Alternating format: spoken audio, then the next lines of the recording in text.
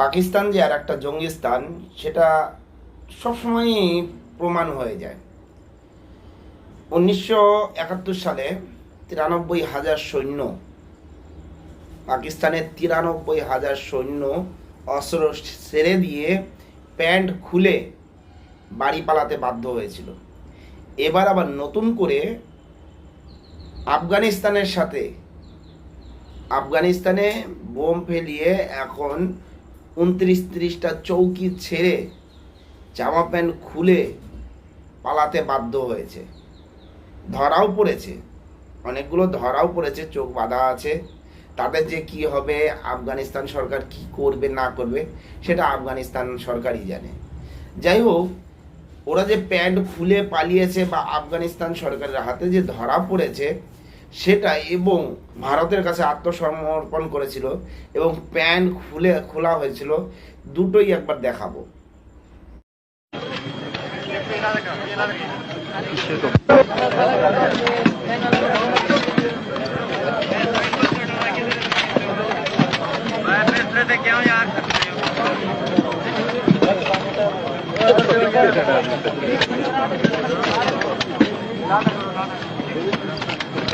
अपना पॉकेट से भी पूरा राउंड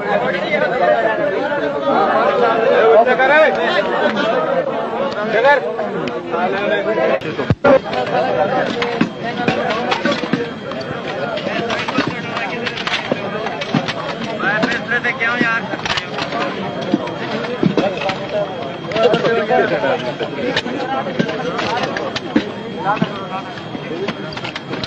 अपना पॉकेट से भी पूरा राउंड।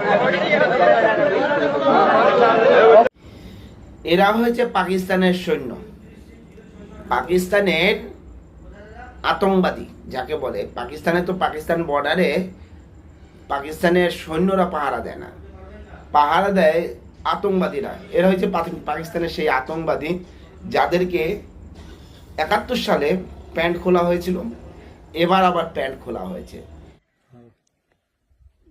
زما پیغام چې دی یوازې د پاکستان کې ګلخانانو پښتنو ته دی.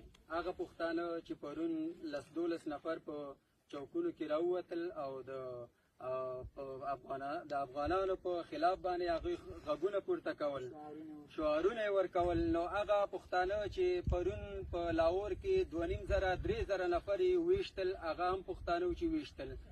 دغه ګلخانانو څخه مې هیله دا ده چې نور دغه ناپاک فوج ترڅنګ مه ودرېږئ. دا هغه فوج دی چې په خپل کور کې تاسو ویشتلی. نو د ټولو ګلخانانو نه هیله دا ده چې دا هم تاسو ته یو چانس شو، یو فرصت شو، د دې څخه عبرت واخلئ، د خپلو پښتنو سره ودرېږئ، د لرو بر پښتون سره ودرېږئ او د خپل د افغان نظامیانو سره ودرېږئ.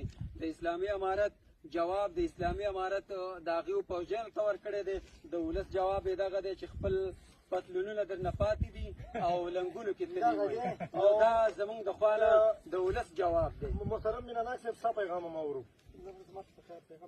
او ستا نو پیغام دا دی، موږ بار بار دا وایو چې موږ د خپل افغان اسلامي امارت مجاهدینو سره اوږه په اوږه ولاړ یو. د دې شجاعت او مېړانې ته سلام.